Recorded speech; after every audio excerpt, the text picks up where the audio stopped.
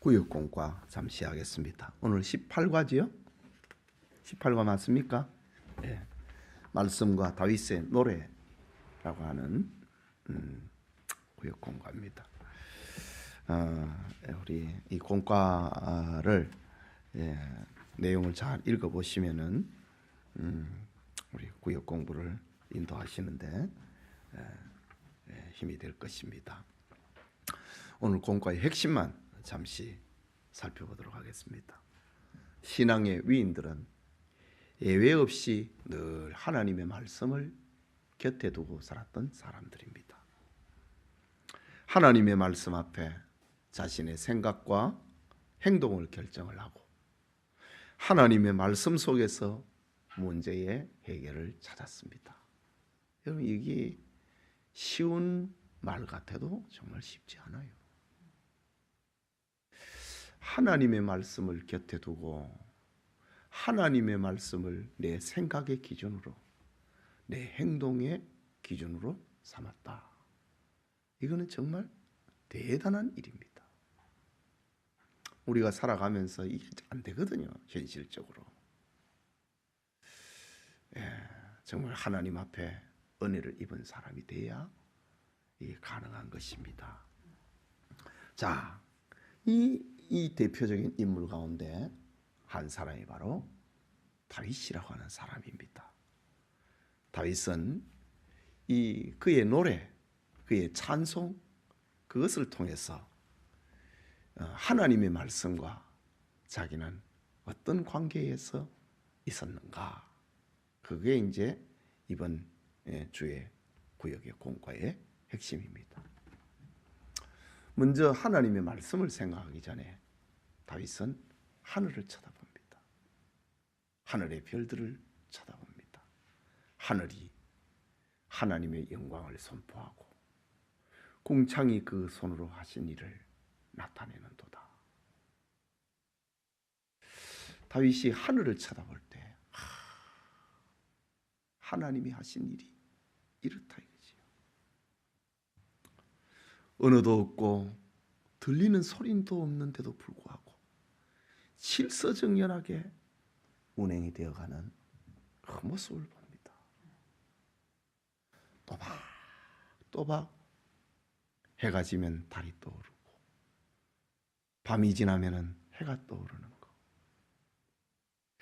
언어가 없고 들리는 소리도 없음에도 불구하고 하나님의 창조 질서에 따라서 변함없이 운행을 하고 있는 이런 장면을 보는 겁니다. 그 하나님이라는 거지.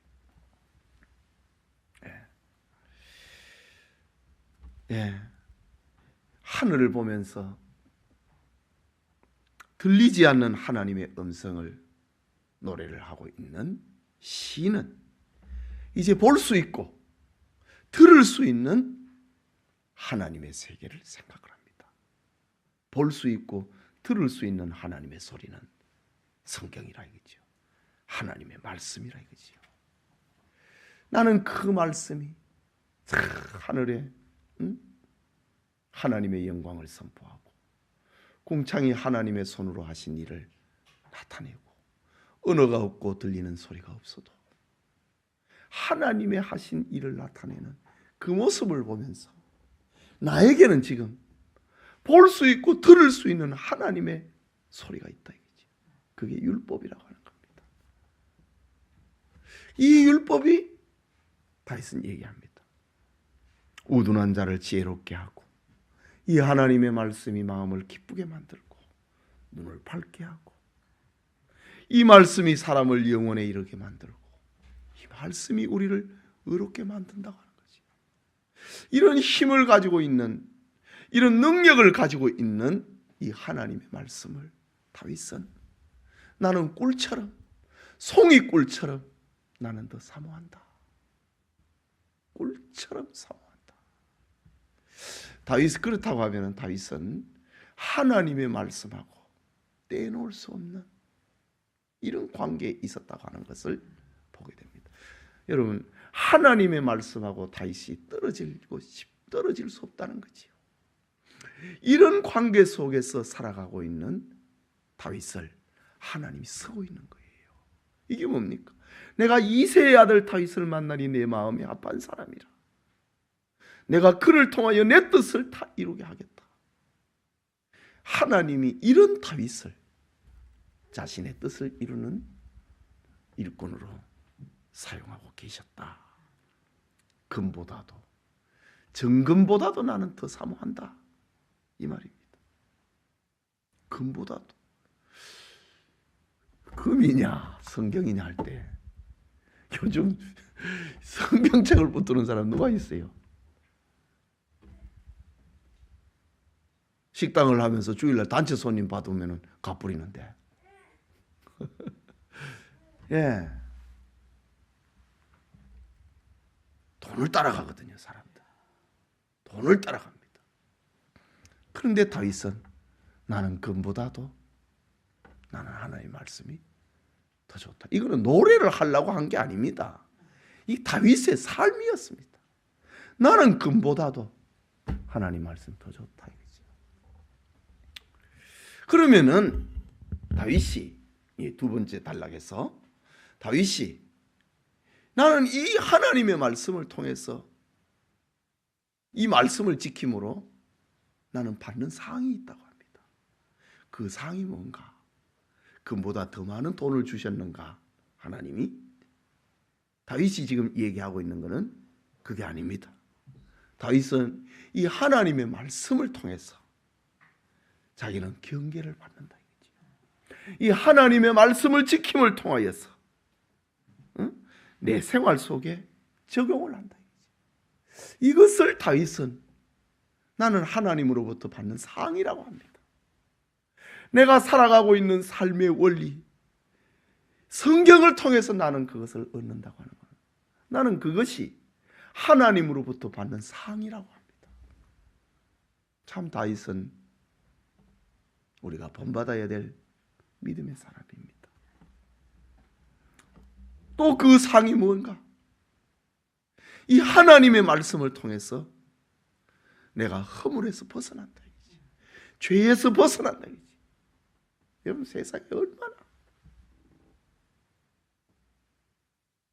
죄악으로 충만해 있습니까? 지금 여러분 우리가 생각하는 것 이상입니다. 지금 세상은.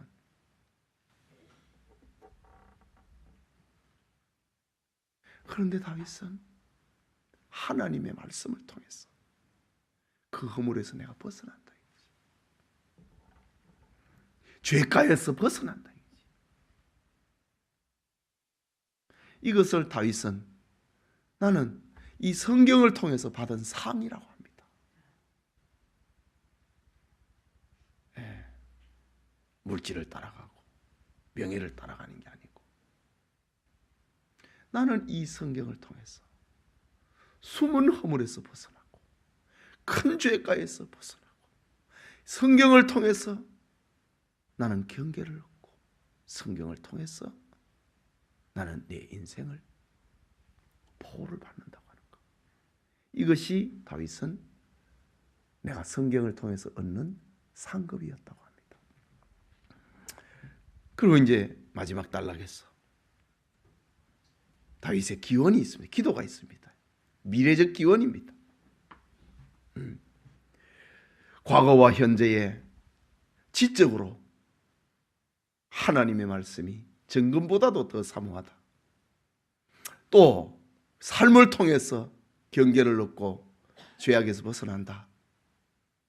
그걸로 다윗은 끝나지 아니하고 다윗은 나는 앞으로도 그렇게 살고 싶다는 거죠. 내 말과 마음의 묵상이 하나님이 기뻐하시는 그런 삶을 살고 싶습니다.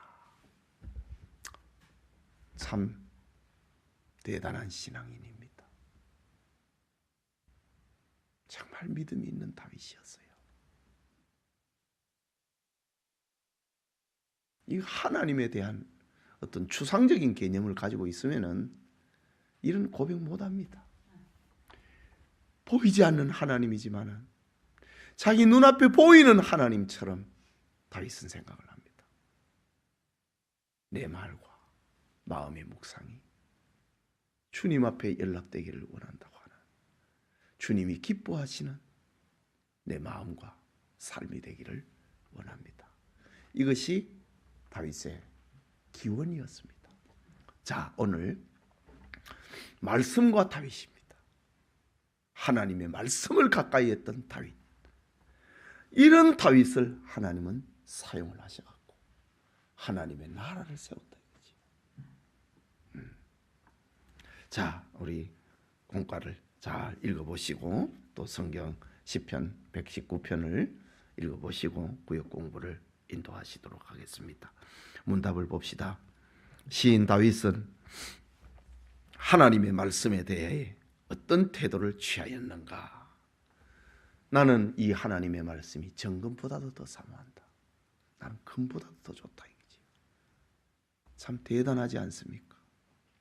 둘째로 다윗의 경우 말씀을 실제 생활에 어떻게 적용을 했는가? 성경을 통해서 경계를 삼았고 자기 허물에서 자기의 죄과에서 벗어나게 되었다라는 겁니다.